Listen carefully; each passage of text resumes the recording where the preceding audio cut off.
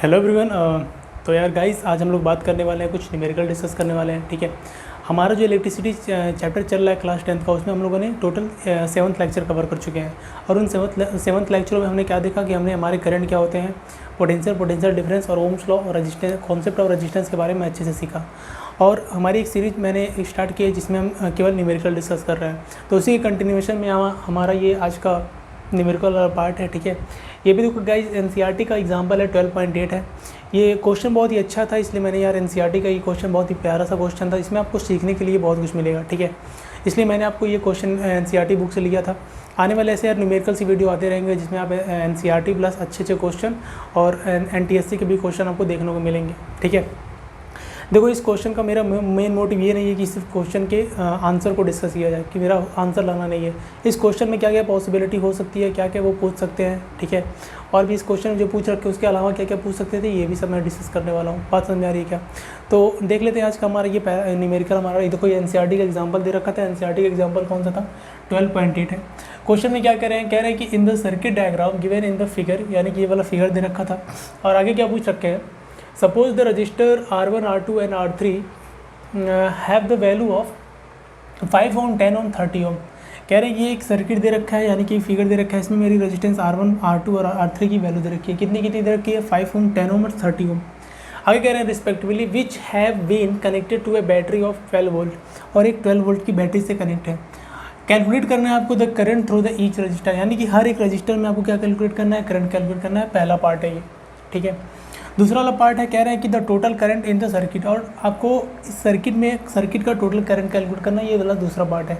और तीसरा क्या है? द टोटल रेजिस्टेंस, तो टोटल रेजिस्टेंस कैलकुलेट करना है। बात समझ में आ रही है क्या? ठीक है, तो देखो हमें पहले पार्ट में क्या कैलकुलेट करना है? The current through the each resistor, यानी कि हर एक रजिस्टर में क्या कैलकुलेट करना है? करंट कैलकुलेट करना है। तो अगर पहला पार्ट कैलकुलेट करता हूँ तो ध्यान से सुनना। बताओ ये मेरा 12 वोल्ट की बैटरी दे रखी है। अच्छा गाइज़, ये बताओ ये रेजिस्टेंस मेरा सीरीज में कनेक्ट है या पैरेलल में? तो गाइज़ अगर मैं मान लेता हूँ, यहाँ से मैं करंट एज्यूम कर लेता हूँ, करंट आई मान लेते हैं, ये मेरा करंट आई एज्यूम मैंने किया। अब ये करंट बताओ यहाँ से निकलेगा, तो ये करंट अगर यहाँ से निकल रहा है तो ये देखो इस वाले पार्ट में भी जाएगा, इस वाले पार्ट में भी जाएगा, इस वाले पार्ट में भी जाएगा।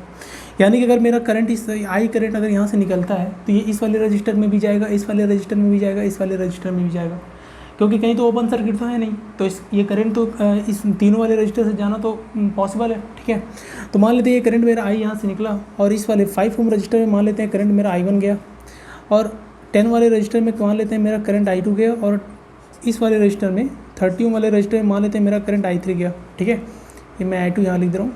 चलिए I2 करंट। अब देखो क्या कैलकुलेट करना है आपको? I1 और I2 और I3 की वैल्यू कैलकुलेट करनी है। आपसे क्वेश्चन में पहला वाला पार्ट ये पूछ रखा गया था। चलिए अगर मैं बोलूँ कि यार I1, I2 और I3 करंट कैसे कैलकुलेट होगा, तो यार ये बताओ गाइस।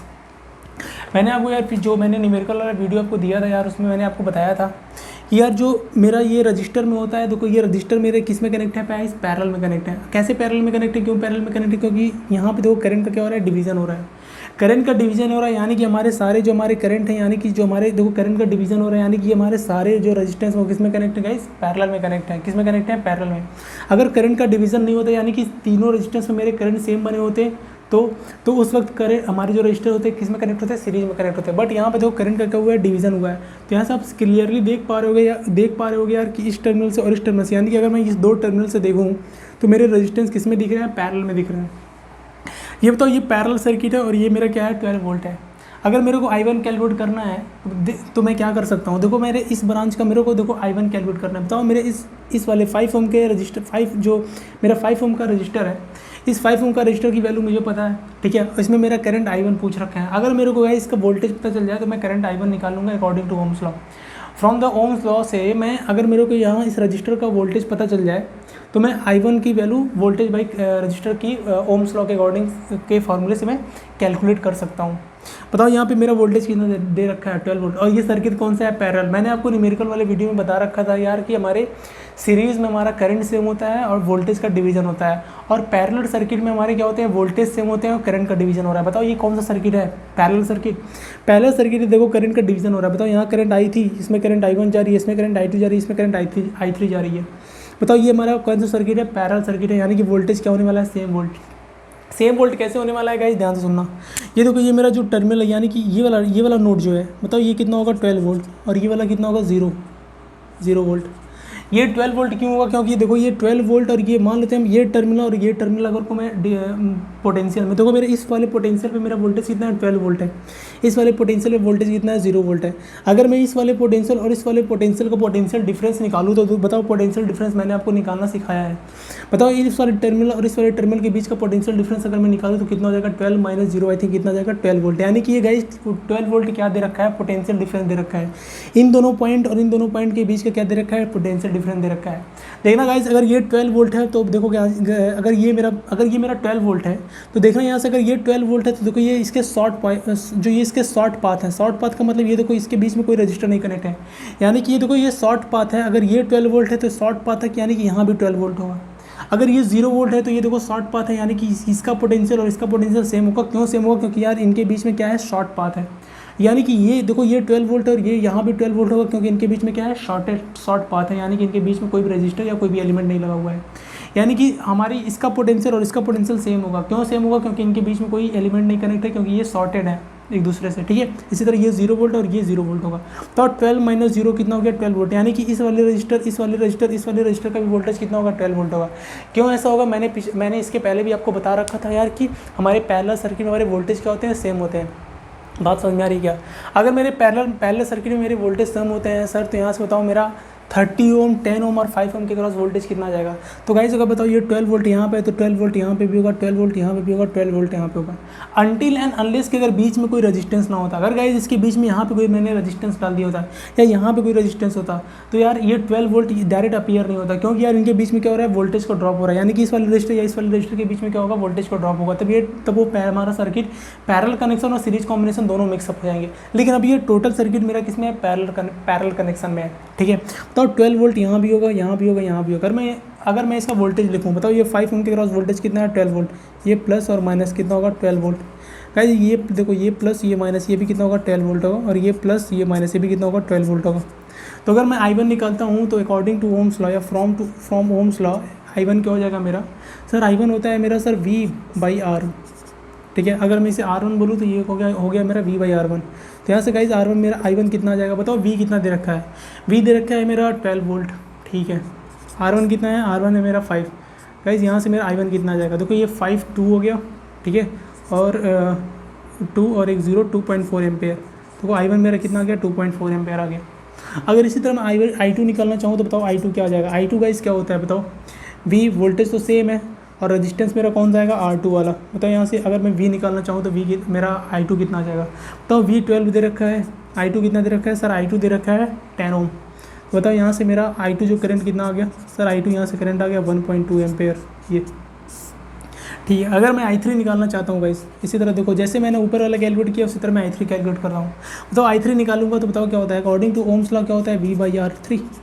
V कितना दे रखा है सर 12, R3 कितना दे रखा है 30। सर यहाँ से अगर मैं I3 निकालना चाहूँ, ध्यान से देखा, अगर मैं यहाँ से I3 निकालना चाहूँ तो कितना हो जाएगा, तो ये मेरा 2 6 हो जाएगा और ये 15, यानी कि 2/15 कितना होगा, 0.4 एम्पेयर, ठीक है। ये बताओ मेरा I3 कितना आ गया, 0.4 एम्पेयर, I2 कितना आ गया 1.2 और मेरा I1 कितना आ गया 2.4 एम्पेयर, ठीक है। अब ये हमारा ये वाला पहला वाला पार्ट कैलकुलेट हुआ, यानी कि ये हमारा कौन सा पार्ट था, ए वाला पार्ट, ये मेरा कैलकुलेट हो गया, ठीक है। अब हमारा ये देखो ए कैलकुलेट हो गया, ए कितना हो गया है, I1 I2 I3 हमारे निकल आया। अब बात करते हैं हमारी बी पे। बी हमारा क्या रहा था, total current in the circuit, यानी कि हमारे देखो I1 I2 I3 निकल गया। अब हमें क्या पूछ रखी है, टोटल करंट यानी I की वैल्यू पूछ रखे हैं। अब गाइस टोटल करंट I निकालने के लिए हम क्या कर सकते हैं, अगर मैं बोलूँ यार ध्यान से देखना, अगर मैं बोलूँ कि गाइस अगर मैं बोलूँ कि यार मान लेते हैं इस वाले नोड पे ये देखो यहाँ से ये मेरी करंट I आ रही थी, देखो ये I यहाँ से फ्लो रही थी, फ्लो होते होते यहाँ तक आ गई। अगर मैं बोलूँ यार इस यहाँ पे इस वाले पॉइंट पे जो मेरा I करंट है, बहुत ध्यान से देखना, अगर मेरा जो I करंट है वो क्या होगा, I1 plus I2 plus I3। अगर मैं बोलूँ यार जो मेरा I करंट है वो I1 plus I2 plus I3 का क्या होगा, सम अप होगा। तो क्या ये बात सही है क्या, देखो ये जो करंट I जा रही है बताओ यहाँ से डिवाइड हो जा रही है, I1 इधर चली गई, I2 इधर चली गई, I3 इधर चली गई। बताओ ये I1 इधर से आ रही है, I2 इधर से आ रही है और I3 इधर से आ रही है। अगर मैं बोलूँ यार यहाँ पे मेरा क्या होगा, तो यहाँ पे करंट मेरा I होगा, देखो, यानी कि ये वाला करंट सेम होगा। यानी कि देखो इसी करंट, इस करंट का ही तो 3 भाग हुआ है, इस करंट का ही तो 3 पार्ट हुआ है कि देखो ये I1 इधर चला गया, I2 इधर चला गया, I3 इधर चला गया। बताओ इस करंट के कितने पार्ट हुए? 3 पार्ट। यानी कि I1 I3 और ये करंट जो I करंट है वो 3 पार्ट में डिवाइड हो गया, और तीनों पार्ट हमारे कौन कौन से थे? I1 I2 और I3 थे। बताओ ये करंट यहाँ से डिवाइड हुआ, यानी कि यहाँ गया, यहाँ गया, यहाँ गया, और तीनों आगे वापस मिल गए। ठीक है, तो मैं ये तो बोल सकता हूँ ना यार कि जो मेरा करंट I होगा वो I1 plus I2 plus I3 होगा। बात समझ आ रही क्या? यानी कि सर मेरे को अगर करंट I निकालना है तो इस तीनों वाले करंट को मैं अगर ऐड कर दूँ तो मेरा टोटल करंट I निकल आएगा। हाँ बिल्कुल आ जाएगा। तो अगर मैं बी पार्ट सॉल्व करता हूँ गाइस, यहाँ से देखा, अगर मैं बी पार्ट की बात करता हूँ तो बताओ बी पार्ट मेरे को I निकालना है, तो I क्या है सर?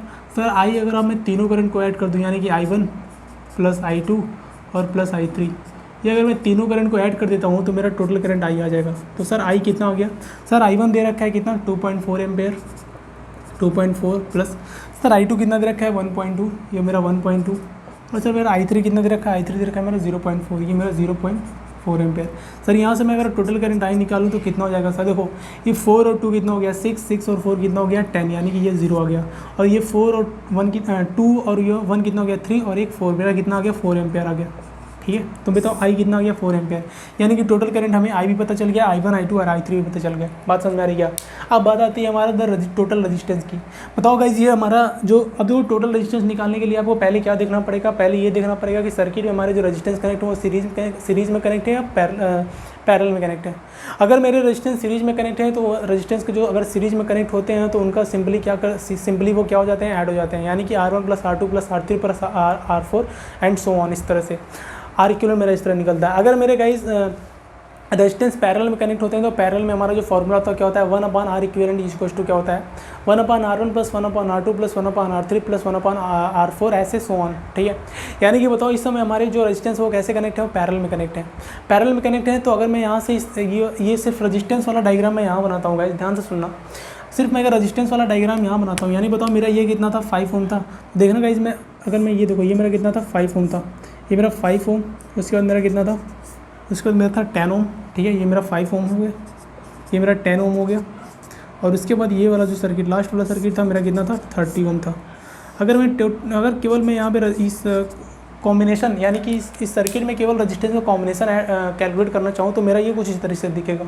अगर मान लेते हैं ये मेरा टर्मिनल ए था, ये मेरा टर्मिनल ए था, और ये वाला टर्मिनल भी। देखो टर्मिनल बहुत इंपॉर्टेंट है, आपको रजिस्टेंस का सीरीज और पैरेलल कहाँ से पता चलता है? टर्मिनल देख के ही। ठीक है, तो अगर मैं इस टर्मिनल से देखूँ तो ये मेरा बताओ यहाँ से करंट का डिवीजन होगा। देखो यहाँ से करंट का डिवीजन हुआ है I1 I2 और I3। अगर करंट का डिवीजन सर्किट में हुआ है, यानी कि रजिस्टेंस हमारे जो उनका कॉम्बिनेशन वो किस कॉम्बिनेशन में है? पैरेलल कॉम्बिनेशन में है। तो गाइस पैरेलल कॉम्बिनेशन का फॉर्मूला क्या होता है आप सभी लोगों को पता होगा। ठीक है, क्या होगा? 1/R इक्विवेलेंट जो होता है मेरा, देखो बहुत ध्यान से देखना, 1/R इक्विवेलेंट क्या होता है? 1/R1 plus 1/R2 plus 1/R3 ये होता है। बताओ यहाँ पे 3 रजिस्टेंस है तो मैंने 3 रजिस्टेंस लिखा। बताओ अगर 4 होते तो 1 प्लस 1/R4 हो जाता, 5 होते तो प्लस 1/R4, 6 होते तो plus 1/R6 and n type of resistance अगर पैरेलल में कनेक्ट होते तो प्लस ऐसे सो ऑन करके 1/R प्लस RN हो जाता है। ठीक है, तो बताओ यहाँ पे R इक्विवेलेंट निकालना है, तो बताओ R इक्विवेलेंट निकालेंगे तो क्या हो जाएगा? अगर यहाँ से गाइज मैं R इक्विवेलेंट निकालता हूँ तो बताओ R इक्विवेलेंट कैसे निकलेगा? बताओ इस फॉर्मूले में वैल्यू पुट करो। बताओ R1 कितना है? सर R1 5 है, बहुत बढ़िया। R2 कितना है? R2 10 है। R3 कितना है? सर R3 मेरा 30 है। अगर देखो मैं इसे सॉल्व करता हूँ तो मैं सॉल्व कर दे रहा हूँ। ठीक है, वैसे तो आप लोगों को यार बेसिक मैथ से ही आता होगा। देखो अगर यहाँ से मैं क्या ले लूँ? 30 LCM ले लेता हूँ, तो ठीक है, अगर मैं 30 LCM ले लूँ, चलो मैं ले लेता हूँ। ठीक है, अगर मैं 30 LCM ले लूँ तो यहाँ पर कितना आ जाएगा? 6 आ जाएगा, यहाँ पर कितना आ जाएगा? 3 आ जाएगा, और यहाँ पर 1 आ जाएगा। अगर मैं इसे सॉल्व करता हूँ तो ये देखना गाइस, 6 3 कितना हो गया? 9, और 9 और 10/3 आ जाएगा, ये 10/30 आ जाएगा। बताओ ये कैंसिल हो गया। अब देखो 1/R इक्विवेलेंट कितना आ गया? 1/3 आ गया। तो यहाँ से मैं R इक्विवेलेंट लिख सकता हूँ, तो R इक्विवेलेंट कितना आ जाएगा? 3 ओम आ जाएगा। देखो 1/R इक्विवेलेंट कितना था? 1/3 था, तो R इक्विवेलेंट कितना हो जाएगा? 3 ओम हो जाएगा बेसिक मैथ से। ठीक है, तो कितना आ गया? 3 ओम आ गया। तो हमारा तीनों पार्ट निकल गया, A B C। बताओ A कितना आया था? जो हमारा I1 में हमारे तीनों हमारे जो A वाला पार्ट था क्या पूछ रखे थे? सर I1 बताओ, I2 बताओ, I3 बताओ, यानी कि हर एक रजिस्टेंस का हमें करंट बताओ, तो हमने निकाल दिया इस तरीके से। B क्या पूछ रखे थे? B पूछ रखे थे था total current in the circuit, यानी कि टोटल करंट हमसे I पूछ रखे थे, तो हमने ये निकाल दिया टोटल करंट ये आई। C वाला पार्ट पूछ रखे थे यार कि टोटल रजिस्टेंस बताओ, तो टोटल रजिस्टेंस हमने निकाल दिया, ये हमारा C वाला पार्ट था। ये वाला हमारा कौन सा पार्ट था? C वाला था। अब गाइस थोड़ा सा और डिस्कस कर लेते हैं। तो बताओ, जितना भी हमसे क्वेश्चन में पूछ रखा था हमने क्वेश्चन में सिंपली निकाल दिया और आपके बुक में भी कुछ इसी तरह दे रखा है, ठीक है।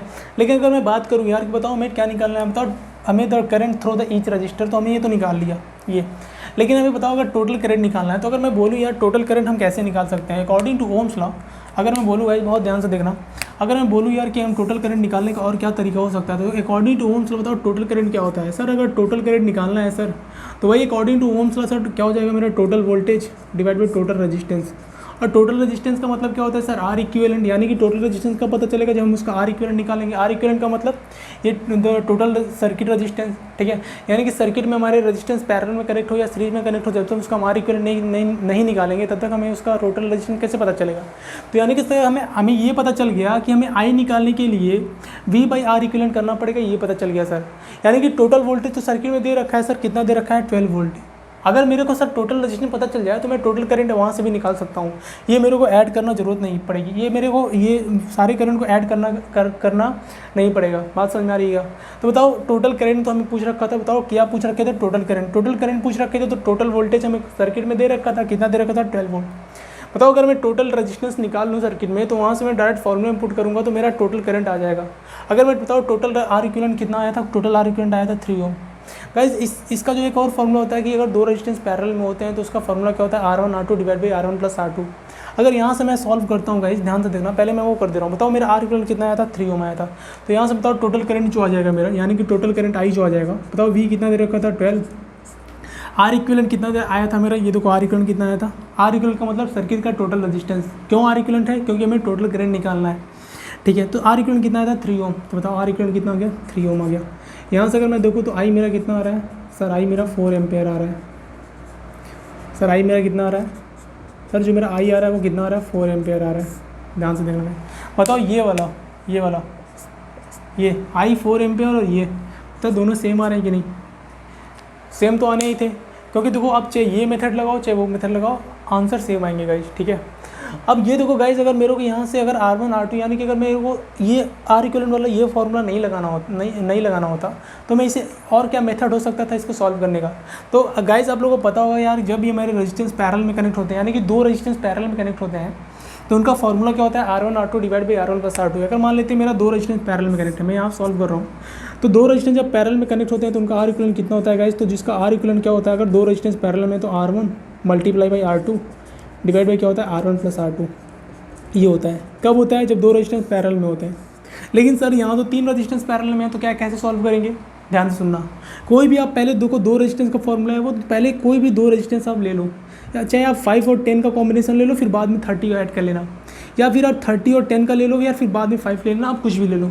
तो मैं अगर 10 और 30 को लेता हूँ, मैं पहले अगर 10 और 30 को सॉल्व करता हूँ, ये देखना ध्यान से।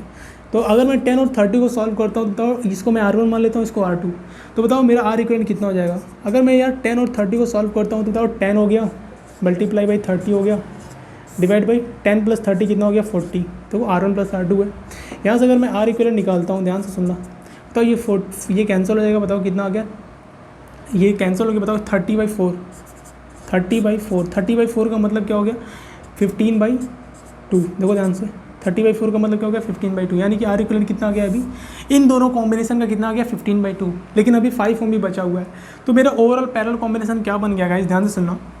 देखो मेरा ओवरऑल पैरेलल कॉम्बिनेशन कुछ इस तरीके से बना, ये मेरा 5 ओम और इसके पैरेलल में मेरा क्या बना, ये देखना, ये मेरा टर्मिनल ए, ये मेरा टर्मिनल बी।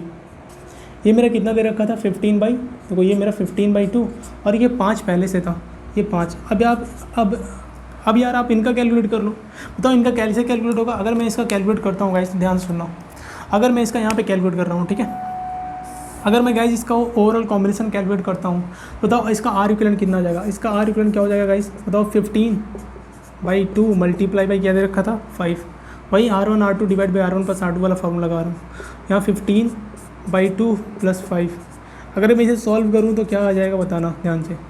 देखो अगर मैं यहाँ से देखो ये 15/2 मल्टीप्लाई बाई 5, ठीक है, मैं पूरा कैलकुलेशन कर रहा हूँ गाइस, ध्यान से देखना, ठीक है। जो देखो कुछ कुछ बच्चों को इतना यार कैलकुलेशन नहीं आता, तो मैं यार कर रहा हूँ यहाँ पे, ठीक है। तो आप लोग बहुत ध्यान से देखना। तो 15/2 और प्लस 5 है, तो अब 15/2 का यहाँ से मैं एलसीएम ले लूँ 2।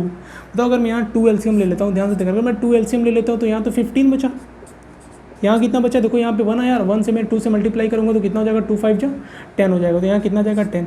अब देखना गाइस ये 2 और ये 2 क्या हो जाएंगे, कैंसल आउट, ठीक है। तो बताओ आर इक्विवेलेंट कितना हो गया सर। यहाँ से अगर मैं आर इक्विवेलेंट देखूँ तो ये सर ये मेरा 15 पहले से था और ये 5 भी पहले से था, और 15 और 10 सर 25 हो गया, और यहाँ से मैं अगर कैंसिल करूँ तो ये 5 हो गया सर, ये मेरा 3 आ गया। तो सर मेरा आर इक्विवेलेंट इस सर्किट का कितना आ गया सर, 3 ओम आ गया।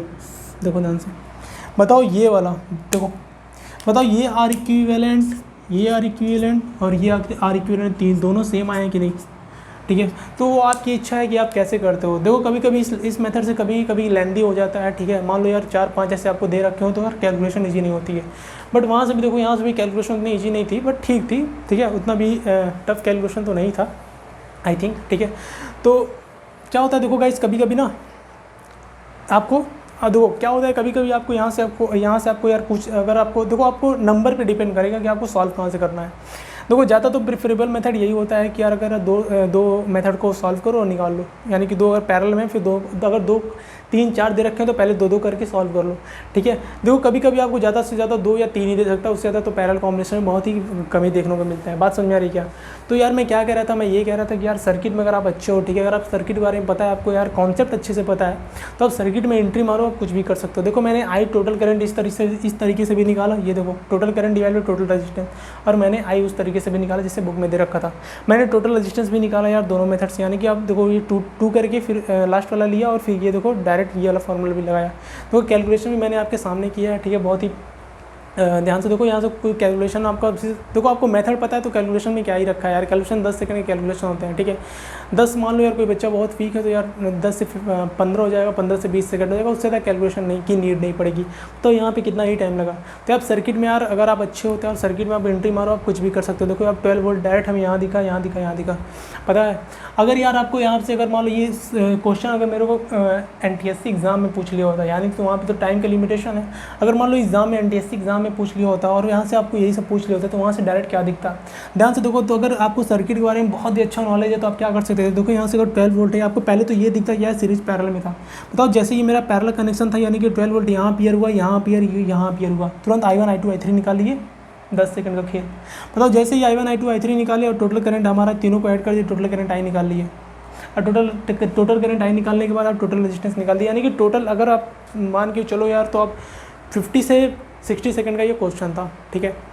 चलो मान लो अगर यार जिस बच्चों को मान ले तो यार अगर यहाँ से नहीं दिख रहा था यार 12 वोल्ट मेरा यहाँ पे आएगा, यहाँ पे आएगा, यहाँ पे आएगा, उसे सिर्फ यार अगर देखो टोटल में तो तीनों पूछा था सर्किट में क्वेश्चन में, तो सर्किट में तीनों क्वेश्चन पूछ रखा था, तो उसे यार तुरंत रजिस्टेंस निकाल लेता। बताओ तुरंत रजिस्टेंस अगर कॉम्बिनेशन अगर वो निकाल लेता, यानी कि अगर वो तीनों रजिस्टेंस का कॉम्बिनेशन निकाल लेते हैं, यानी कि 3 ओम, बताओ total current divide by total voltage divide total resistance करता, वहाँ से इसको टोटल करंट आई मिल जाता, और यहाँ से 12 वोल्ट यहाँ पियर होता, यहाँ पियर होता, वहाँ पियर होता, तो उसका बताओ यहाँ से I1 I2 I3 भी निकाल लेता, यानी कि तब भी मुश्किल से 40-50 सेकंड का खेल होता, ठीक है। बात समझ में आ रही क्या। तो देखो मैंने आपको ये समझाया इसलिए यार इतना टाइम लग गया, लेकिन यार अगर आप इसे सॉल्व करोगे ना तो ये मुश्किल से 1 मिनट का भी क्वेश्चन नहीं है। बात समझ में आ रही है, ठीक है।